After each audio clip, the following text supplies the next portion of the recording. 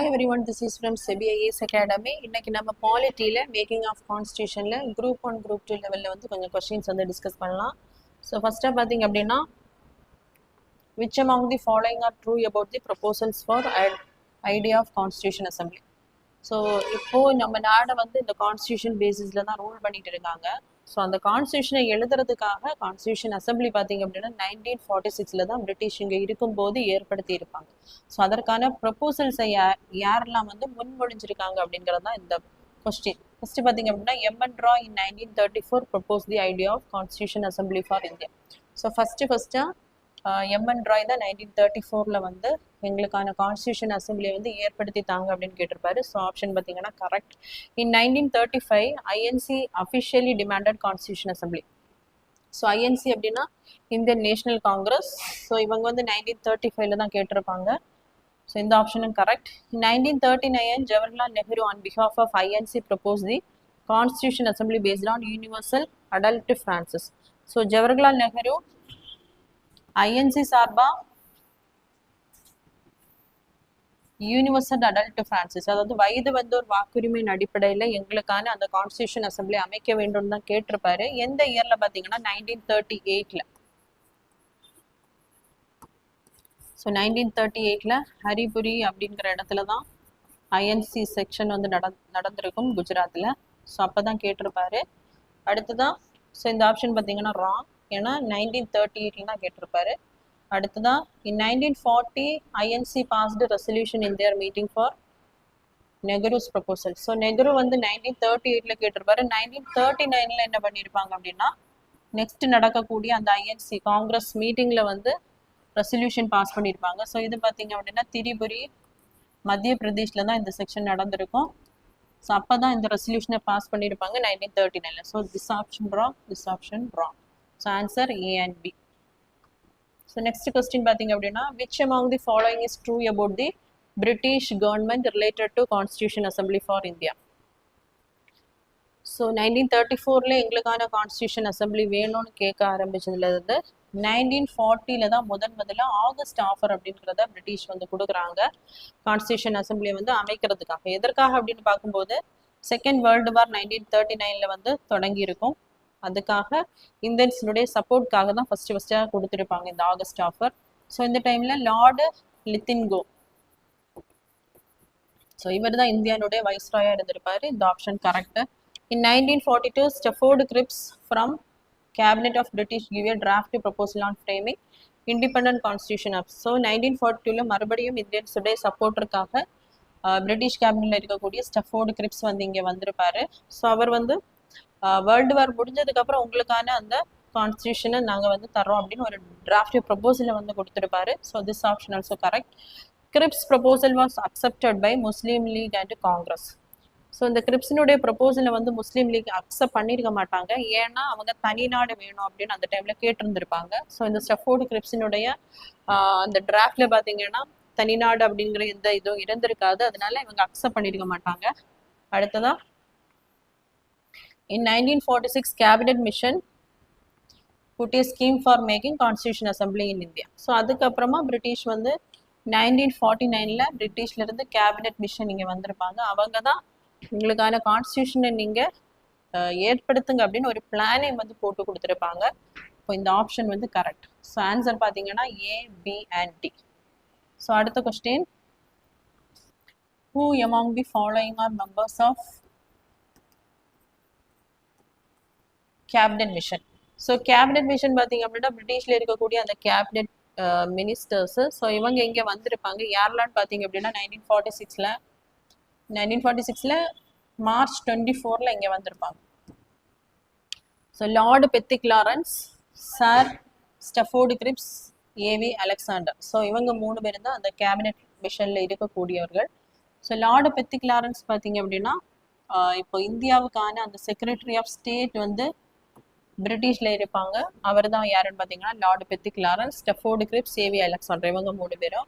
Lord லித்தின்கோ பார்த்தீங்க அப்படின்னா இவர் வந்து வைஸ்ராய், இந்தியன் வைஸ்ராயா இருந்திருப்பாரு. இவர் வந்து கேபினெட் மிஷன்ல கிடையாது. ஸோ ஆப்ஷன் பார்த்தீங்க அப்படின்னா ஏ, பி அண்ட் சி. ஸோ அடுத்த question, which among the following are false about cabinet mission 1946? Cabinet mission arrived to India in March 24, 1946. March 24 தான் இங்கே வந்திருப்பாங்க. It published its plan on May 15, 1946. So இங்கே வந்ததுக்கப்புறம் உங்களுக்கான கான்ஸ்டியூஷனை நீங்கள் எழுதுங்க. அதனுடைய ஃபீச்சர்ஸ் என்னென்ன அப்படிங்கிறத பப்ளிஷ் பண்ணியிருப்பாங்க. என்னங்கன்னு பார்த்தீங்கன்னா May 15 கிடையாது, May 16. ஸோ ஃபால்ஸ்ன்னு கேட்டிருக்காங்க. இது AV Alexander is the chairman of this mission. So AV Alexander கிடையாது, பெத்திக் லாரன்ஸ் தான் சேர்மேனாக இருந்திருப்பார் இந்த மிஷனுக்கு. So option B C. அடுத்ததா AV Alexander is the secretary state of India. So இதுவுமே தப்பு.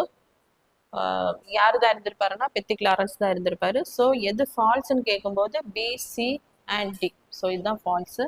அடுத்த கொஸ்டின் பார்த்தீங்க அப்படின்னா which among the following are false about Constitution Assembly? The Constitution Assembly was constituted in December 1946. So March 24ல cabinet mission இங்க வர்றாங்க. May 16ல அதற்கான பிளானை வந்து பப்ளிஷ் பண்றாங்க. ஸோ அடுத்ததா பார்த்தீங்கன்னா ஜூலை டு ஆகஸ்ட்ல அதற்கான எலெக்ஷன்ஸ், இன்டைரக்ட் எலெக்ஷன்ஸ் வந்து இங்க நடைபெற்றிருக்கும். ஸோ இதெல்லாம் முடிஞ்சதுக்கு அப்புறம் நவம்பர் மந்த்ல தான் என்ன பண்ணியிருப்பாங்க அப்படின்னா இந்த கான்ஸ்டியூஷன் அசம்பிளியை வந்து கான்ஸ்டியூட் பண்ணியிருப்பாங்க. டிசம்பர்ல கிடையாது. So this option wrong. So false கேட்டிருக்காங்க. இந்த ஆப்ஷன் வரும். It is formulated under the Cripps plan. So Cripps plan படி இந்த கான்ஸ்டியூஷன் அசம்பிளி ஏற்படுத்தி இருக்க மாட்டாங்க. 1946ல கேபினெட் மிஷன் படி தான் ஏற்படுத்தி இருப்பாங்க. ஸோ இதுவுமே ஃபால்ஸ். அடுத்தது the total strength of constitution assembly is 389. மொத்தம் இந்த கான்ஸ்டியூஷனை எழுதுறதுக்காக கான்ஸ்டியூஷன் அசம்பிளியில் பார்த்தீங்க அப்படின்னா 389 மெம்பர்ஸ் வந்து இருந்திருப்பாங்க. ஸோ இந்த option correct. All the members where selected from British province. So எல்லாருமே பிரிட்டிஷ் ப்ராவின்ஸ் இதில் தேர்ந்தெடுக்கப்பட்டிருக்க மாட்டாங்க. எக்ஸ்ட்ரா பார்த்தீங்கன்னா பிரின்ஸ்லி ஸ்டேட்ஸும் இருந்திருப்பாங்க. ஸோ இதுவும் ராங். ஸோ இது மட்டும்தான் கரெக்டு. விச் அமாங் தி ஃபால்ஸ்ன்னு கேட்டிருக்காங்க. அப்போ ஏ, பி அண்ட் டி. ஸோ அடுத்த question which among the following are false about the Constitution Assembly? 296 seats were allotted to British India. So அப்போ பார்த்தீங்க அப்படின்னா பிரிட்டிஷ் ப்ராவின்ஸ் இருந்திருக்கும் இந்தியாவில். அதே மாதிரி பிரின்ஸ்லி ஸ்டேட்ஸ் வந்து இருந்திருப்பாங்க, ராஜாக்கள் ஆளக்கூடிய இடம். ஸோ இந்த மாதிரி தான் இருந்திருக்கும். 296 seats were allotted to British India. So அந்த 389 சீட்ஸில் 296 அலாட் பண்ணியிருப்பாங்க. இது correct. 93 seats were allotted to princely states. இதுவுமே correct. 292 seats were given to a provinces of British. 4 seats were given to a 4 chief commissioner province. So இந்த British ப்ராவின்ஸில் வந்து ரெண்டு category இருந்திருக்கும். ஒன்று வந்து பிரிட்டிஷ் ப்ராவின்ஸ், இன்னொன்று பார்த்தீங்கன்னா சீஃப் கமிஷனர். இது பார்த்தீங்கன்னா இப்போ இருக்கக்கூடிய அந்த யூனியன் பிரதேசம் மாதிரி சின்ன ஒரு ப்ராவின்ஸாக இருந்திருக்கும். ஸோ அவங்களுக்கு 296ல் 292 சீட்ஸ் வந்து பிரிட்டிஷ் ப்ராவின்ஸுக்கு கொடுத்துருப்பாங்க. 4 சீட்ஸ் பார்த்தீங்கன்னா சீஃப் கமிஷனர் ப்ராவின்ஸுக்கு கொடுத்துருப்பாங்க. So which among the false? அப்போ எதுவுமே கிடையாது. ஆன்சர் பார்த்தீங்க அப்படின்னா none of the above வரும். So none of the above. So அடுத்த கொஸ்டின் பார்த்தீங்க அப்படின்னா which among the following are false about Constitution Assembly? The chief commissioner provinces are Delhi, Ajmer, Mewara, Coorg and British Baluchistan. So அப்போ இருந்த அந்த chief commissioner province பார்த்தீங்க அப்படின்னா Delhi, Ajmera, Coorg and British Balochistan. So option correct. they are allotted based on the population. So population பேசிஸில் தான் என்ன பண்ணுறாங்க அப்படின்னா இந்த சீட்ஸை வந்து அலோகேட் பண்ணுறாங்க. One seat is reserved for 2 million people. So எப்படி அலாட் பண்ணுவாங்க அப்படின்னா 2 million கிடையாது, 1 million. 10 லட்சத்துக்கு ஒரு ஆள் அப்படிங்கிற விதத்தில் தான் செலக்ட் பண்ணுறாங்க. ஸோ அப்படி தான் டோட்டலாக 389 சீட்ஸ் வந்து வந்திருக்கும் பாப்புலேஷன் அடிப்படையில். அதுக்கப்புறமா it can be selected from group of states of. இப்போ பிரின்ஸ்லி ஸ்டேட்ஸ் வந்து சின்னதாக இருக்குது அப்படின்னா நிறைய பிரின்ஸ்லி ஸ்டேட்ஸ் சேர்ந்து என்ன பண்ணலாம்னா ஒரு 10 lakh பீப்புளுக்கு வந்து ஒருத்தங்களை வந்து செலக்ட் பண்ணலாம். ஸோ இந்த ஆப்ஷனும் correct. This option correct, this option correct. So which among the false? Option C தான் ராங். ஸோ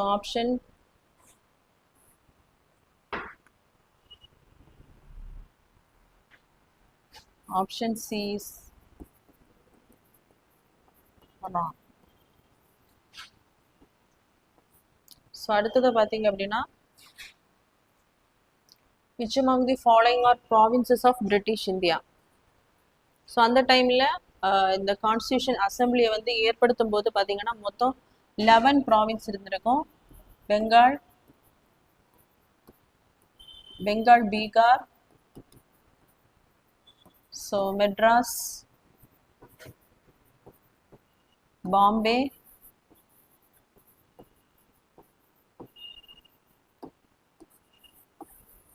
ஸோ இந்த பக்கம் north west frontier province, United province, central province, அடுத்ததா ஒரிசா, சிந்த், பஞ்சாப்,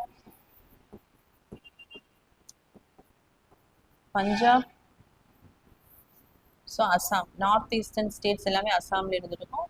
ஸோ இந்த 11 ப்ராவின்ஸ் தான் டோட்டலாக இருந்திருக்கும். இதில் பார்த்தீங்க அப்படின்னா பெங்கால், பீகார் அண்ட் ஒரிசா, ஏபிசிஆர் கரெக்ட்.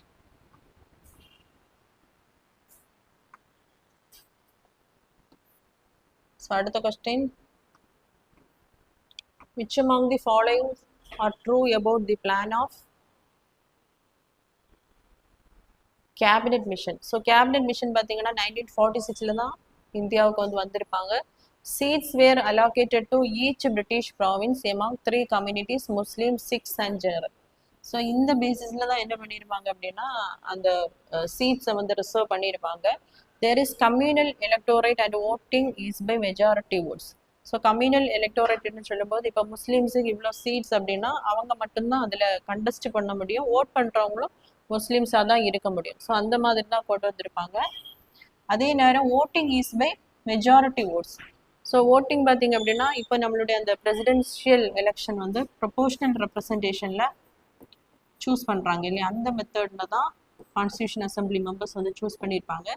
நம்ம எம்எல்ஏ, எம்பிசி செலக்ட் பண்ணுறது மாதிரி மெஜாரிட்டி ஓட்ஸ் கிடையாது. இப்போ இந்த ஆப்ஷன் பார்த்தீங்கன்னா ராங்.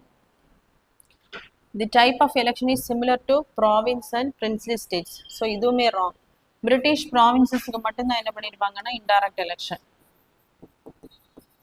ஸோ பிரின்ஸ்லி ஸ்டேட்ஸுக்கு பார்த்தீங்க அப்படின்னா nomination.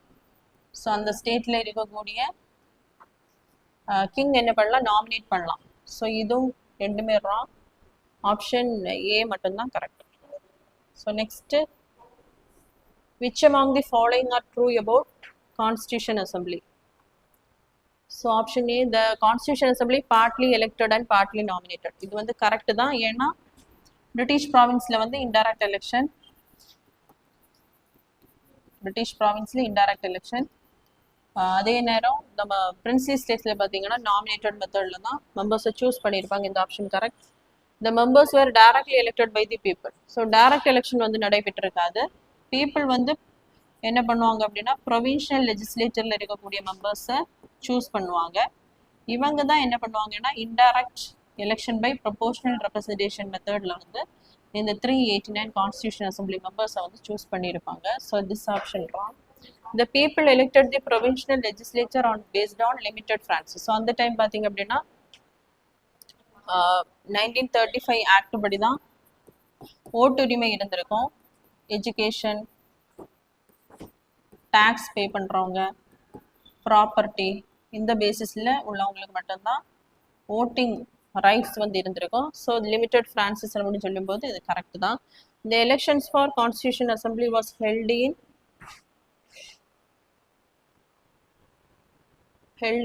July to August. So இதுவுமே கரெக்டு தான்.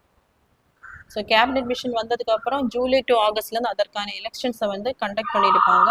ஸோ ஆன்சர் பார்த்தீங்க அப்படின்னா option A correct, C correct, A C D வந்து கரெக்ட். ஸோ அடுத்த question, which among the following are true about the Constitution Assembly? In 296, the Congress won 208 seats. Muslim League got 73 seats, remaining 15 for independence. So மொத்தமாக indirect எலெக்ஷனில் வந்து 296 seeds தான் allocate பண்ணியிருப்பாங்க. அதில் காங்கிரஸ் பார்த்தீங்கன்னா 208 seeds அவங்களுக்கு கிடைச்சிருக்கும். முஸ்லீம் லீகுக்கு 73 கிடைச்சிருக்கும். ரிமைனிங் 15 வந்து சின்ன சின்ன கட்சிகளில் இருக்கக்கூடியவங்களுக்கு கிடைச்சிருக்கும். So this option right. The 93 seats are nominated from princely states. So மொத்தமாக இருக்கக்கூடிய அந்த 389 சீட்ஸில் 296 பார்த்தீங்கன்னா பிரிட்டிஷ் ப்ராவின்ஸ், 93 பார்த்தீங்க அப்படின்னா princely states. ஸோ இதுவுமே கரெக்டான answer. Mahatma Gandhi is not in the constitution assembly. இந்த ஆப்ஷனும் right. All sections of Indian society are there in the constitution. So அந்த கான்ஸ்டியூஷன் அசம்பிளியில் பார்த்தீங்க அப்படின்னா Muslims, Sikhs, Anglo Indians, Christians எல்லாருமே இருந்திருப்பாங்க. This option also right. So answer is all the above. So அடுத்த question, which among the following are true about Constitution Assembly? It was formed in the month of November. So நவம்பரில் தான் form பண்ணியிருப்பாங்க. இந்த first meeting held on December 9, 1940. First meeting வந்து December 9 தான் நடைபெற்றிருக்கும். Muslim League boycotted the meeting. So Muslim League வந்து தனிநாடு வேணும் அப்படின்றது கேட்டுகிட்டே இருந்திருப்பாங்க. எலெக்ஷனில் வின் பண்ணியிருந்தாலும் இந்த மீட்டிங்கில் வந்து வந்திருக்க மாட்டாங்க. ஸோ ஆப்ஷன் பார்த்தீங்கன்னா correct. The first meeting was attended by 208 members. So காங்கிரஸில் பார்த்தீங்கன்னா மொத்தம் 200 மெம்பர் சீட்ஸ் இருந்திருக்கும். அதில் 207 மெம்பர்ஸ் தான் ஃபர்ஸ்ட் மீட்டிங்கில் வந்து அட்டென்ட் பண்ணியிருப்பாங்க. ஸோ ஆப்ஷன் டி மட்டும்தான் ராங். ஆன்சர் பார்த்தீங்கன்னா ஏ, B and C.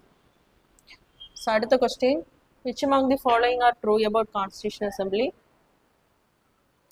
So option A, Sachidananda Singha, the oldest member elected as temporary chairman. So first அந்த கான்ஸ்டியூஷன் அசம்பிளி மீட்டிங் பார்த்தீங்க அப்படின்னா டிசம்பர் 9 தான் நடந்திருக்கும். அதில் டெம்பரவரியாக ஒரு சேர்மேனை வந்து செலக்ட் பண்ணுறாங்க. யார் பார்த்தீங்க அப்படின்னா Sachchidananda Sinha. Correct. The chairman selection is based on French practice. So ஃப்ரெஞ்சில் இருக்கக்கூடிய அந்த ப்ராக்டிஸை தான் இங்கேயும் ஃபாலோ பண்ணி அந்த இருக்கக்கூடியவங்களில் வயதானவங்களை வந்து டெம்பரரி சேர்மேனை எடுத்திருப்பாங்க. Correct. Second meeting is held on December 10, 1946. So இது பார்த்தீங்க அப்படின்னா டிசம்பர் 11 தான் செகண்ட் மீட்டிங் நடைபெற்றிருக்கும். Wrong. Rajendra Prasad is the permanent. So first மீட்டிங்கில் மட்டும்தான் சாச்சிதானந்தா சின்ஹா அவர்கள் வந்து டெம்பரரி சேர்மனாக இருந்திருப்பாரு. அடுத்து பார்த்தீங்க அப்படின்னா டிசம்பர் 11 வந்து பெர்மனன்ட் சேர்மனை சூஸ் பண்ணியிருப்பாங்க Rajendra Prasad. So A, B and D correct answer. So அடுத்ததை பார்த்தீங்க அப்படின்னா which among the following are true about Constitution Assembly? So H.C. Mukherjee was elected as a vice chairman in 1946. So vice chairman வந்து 1947 ஜனவரி 25 தான் H.C. முகர்ஜியை வந்து wise சேர்மனை elect பண்ணியிருப்பாங்க. So wrong. There are total 2 vice presidents in the Constitution Assembly. So 2 பேர் இருந்திருப்பாங்க. யாரெல்லாம் பார்க்கும்போது HC முகர்ஜியும் வி.டி. Krishnamacharya 2 பேர் இருந்திருப்பாங்க. Correct. VT. Krishnamachari was elected as a second vice chairman. Correct. The 2 vice chairman was elected in the year 1946. 2 பேருமே பார்த்தீங்க அப்படின்னா ஜனவரி 25 தான் ஹெச்சி முகர்ஜியை வந்து எலெக்ட் பண்ணியிருப்பாங்க. அடுத்ததான் ஜூலை 16 தான் வி.டி. கிருஷ்ணமாச்சாரியாவை என்ன பண்ணியிருப்பாங்க அப்படின்னா வைஸ் சேர்மனை சூஸ் பண்ணியிருப்பாங்க. So option B and C தான் கரெக்ட். ஸோ அடுத்த question, which among the following are false about Constitution Assembly? Constitution Assembly are formed by direct election.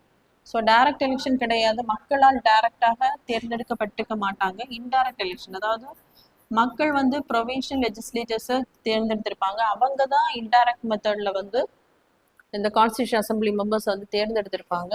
So falls, இது தப்பு. In 1946, December 25, H.C. Mukherjee was elected as the vice chairman. So January 25. Wrong. In 1946, December 16, Krishnamachari was elected as the. So இதுவுமே July 16 தான். July 16, 1947. So இதுவுமே wrong. The Constitution Assembly was made based on the Cripps mission. So Cripps mission படி இந்த Constitution Assembly வந்து ஏற்படுத்தி இருக்க மாட்டாங்க. based on cabinet mission. So இதுவுமே wrong. ஆன்சர் பார்த்தீங்கன்னா all the above. So next question, which among the following is true about objective resolution? So objective so இந்த constitution assembly அப்படிங்கிறது நம்ம நாடை வந்து எப்படி ரூல் பண்ண போறாங்க அடுத்து வரக்கூடியவங்க, அதுக்காக தான் இந்த கான்ஸ்டியூஷன் வந்து கான்ஸ்டியூஷன் அசம்பிளி மெம்பர்ஸால எழுதப்பட்டிருக்கு. ஸோ அந்த அந்த கான்ஸ்டியூஷன் எப்படி இருக்க போகுது அப்படின்னா அதுதான் என்னதுன்னா அப்ஜெக்டிவ் ரெசல்யூஷன். எந்த குறிக்கோளுடன் இந்த கான்ஸ்டியூஷன் வந்து எழுதப்படுகிறது. So on December 13, 1946 Jawaharlal Nehru moved the objective resolution. ஆமா, December 13, 1946 தான் நெஹ்ரு அவர்கள் இந்த அப்ஜெக்டிவ் ரெசல்யூஷனை வந்து கான்ஸ்டியூஷன் அசம்பிளியில வந்து ரீட் பண்ணியிருப்பாங்க. It is the fundamental and philosophy. So அடிப்படையா நம்ம கான்ஸ்டியூஷன் வந்து எப்படி இருக்க போகுது அப்படிங்கிறதுக்கு இந்த அப்ஜெக்டிவ் ரெசல்யூஷன் தான் பேஸா இருந்திருக்கும். It proclaim India as an independent sovereign and republic. So நம்ம நாடு பார்த்தீங்க அப்படின்னா இண்டிபெண்டா தான் இருக்க போகுது, தனித்தன்மையுடன் இருக்க போகுது, அதே மாதிரி குடியரசா இருக்க போகுது அப்படிங்கிறது தான் அந்த அப்ஜெக்டிவ் ரெசல்யூஷன்ல நெஹ்ரு அவர்கள் ரீட் பண்ணியிருப்பாங்க. It's comprise British India, territories of Indian states and territories willing to be constitute. So எல்லாருமே பிரின்ஸ்லி ஸ்டேட்ஸ், பிரிட்டிஷ் இந்தியா எல்லாருமே அதில் வருவாங்க அப்படின்னா இந்த கான்ஸ்டியூஷன்ல வந்து வருவாங்க அப்படின்னு சொல்லப்பட்டிருக்கும். ஸோ ஆன்சர் பார்த்தீங்க அப்படின்னா ABCD, all the above. So அடுத்த question, which among the following is true about objective resolution. So அந்த குறிக்கோளில் வந்து என்னென்ன சொல்லப்பட்டிருக்கும், நம்ம கான்ஸ்டியூஷன் எப்படி இருக்க போகுது அப்படின்னா it provides freedom of thought, expression, belief, worship to all the people. மக்களை வந்து ரூல் பண்ண போறாங்க. ஸோ மக்களுக்காக என்னென்ன உரிமைகள் வந்து தர போறாங்க அப்படிங்கிறது அந்த அப்ஜெக்டிவ் ரெசல்யூஷன்லேயே சொல்லப்பட்டிருக்கும். Thought, expression, belief, worship. Safeguards for minorities, backward tribe. So minorities, backward பீப்புள்ஸுக்கு, ட்ரைபல் பீப்புள்ஸ் இவங்களுக்கு எல்லாமே நாங்கள் சேஃப்கார்டு கொடுப்போம் அப்படிங்கிறதும் அந்த அப்ஜெக்டிவ் ரெசல்யூஷன்ல சொல்லப்பட்டிருக்கும். The resolution was adopted on January 25, 1947. So January 22ல தான் இந்த அப்ஜெக்டிவ் ரெசல்யூஷனை வந்து கான்ஸ்டியூஷன் அசம்பிளி வந்து அக்செப்ட் பண்ணியிருப்பாங்க. So this option wrong. It's modified forms the preamble. So இப்போ பார்த்தீங்கன்னா நம்ம கான்ஸ்டியூஷனில் ப்ரீஆம்பிள் அப்படிங்கிற ஒரு போர்ஷன் இருக்கும். ஸோ அந்த ப்ரீஆம்பிளுக்கு பேசிக் பார்த்தீங்க அப்படின்னா இந்த அப்ஜெக்டிவ் ரெசல்யூஷன் அது இதில் இருக்கக்கூடிய அந்த வார்த்தைகள், கருத்துக்கள் எல்லாமே நம்ம கான்ஸ்டியூஷன்ல இருக்கக்கூடிய அந்த ப்ரீஆம்பிள்ல இடம்பெற்றிருக்கு. So this option right. Option A, B and D. So அடுத்தது, which among the following are true about changes caused after Independent Act. So independence act வந்து எப்போ கொண்டு வராங்க, August 15, 1947ல. ஸோ at first the princely states joined. So அதுக்கு முன்னாடியே பார்த்தீங்க அப்படின்னா கொஞ்சம் பிரின்ஸ்லி ஸ்டேட்ஸ் வந்து இந்த கான்ஸ்டியூஷன் அசம்பிளியில் வந்து சேராமலே இருந்திருப்பாங்க. April 28ல கொஞ்சம் பேர் வந்து ஜாயின் பண்ணியிருப்பாங்க. After the June 3rd plan most princely states joined assembly. So June 3rd பார்த்தீங்க அப்படின்னா இந்தியா அப்படிங்கிற அந்த இது வந்து நாடு இந்தியன் டொமினியன், பாகிஸ்தான் டொமினியன் அப்படின்னு இரண்டாக பிரிக்கப்படும் அப்படின்னு சொல்லப்பட்டிருக்கும் இந்த பிளான்ல. ஸோ நிறைய பிரின்ஸ்லி ஸ்டேட்ஸ் அடுத்து ஜாயின் பண்ணியிருப்பாங்க. The first joined princely states include Baroda, Bikaner. So இதில் ஃபர்ஸ்ட் பார்த்தீங்க அப்படின்னா ஒரு 6 பிரின்ஸ்லி ஸ்டேட்ஸ் வந்து ஜாயின் பண்ணியிருப்பாங்க. பரோடா, பிகேனர், ஜெய்ப்பூர்,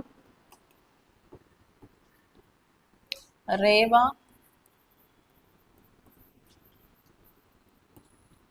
உதய்பூர். ஸோ பரோடா, பிகேனர், ஜெய்ப்பூர், ரேவா, உதய்பூர். ஸோ இவங்க வந்து ஃபர்ஸ்ட் ஜாயின் பண்ணியிருப்பாங்க. ஸோ இந்த ஆப்ஷன் பார்த்தீங்கன்னா correct. The members of the Muslim League also joined the assembly after June 3rd plan. So அது வரைக்கும் முஸ்லீம் லீக் வந்து ஜாயின் பண்ணாமல் இருந்திருப்பாங்க. June 3rd பிளானுக்கு அப்புறம் இந்தியா அப்படின்ற தனி டொமினியன், பாகிஸ்தான் அப்படின்ற தனி டொமினியன் வந்து பிரிக்கப்படும் அப்படின்னு இந்த பிளான்ல வந்து கொண்டு வந்திருப்பாங்க. அதன் அடிப்படையில் இவங்களும் என்ன பண்ணியிருப்பாங்கன்னா ஜாயின் பண்ணியிருப்பாங்க. ஸோ ஆப்ஷன் பார்த்தீங்கன்னா all the above. Which among the following princely states first joined the Constitution Assembly? So இப்போ தான் பார்த்தோம் நம்ம பரோடா, பிகேனர். ஸோ ஜோத்பூரும் வரும். மொத்தம் 6 princely states: Baroda, Bikaner, Jodhpur, Jaipur, Rewa and Udaipur. So இவங்க 6 பேரும் தான் முதல்ல வந்து ஜாயின் பண்ணியிருப்பாங்க. ஸோ ஆப்ஷன் பார்த்தீங்க அப்படின்னா எல்லாமே correct. So all the above answer.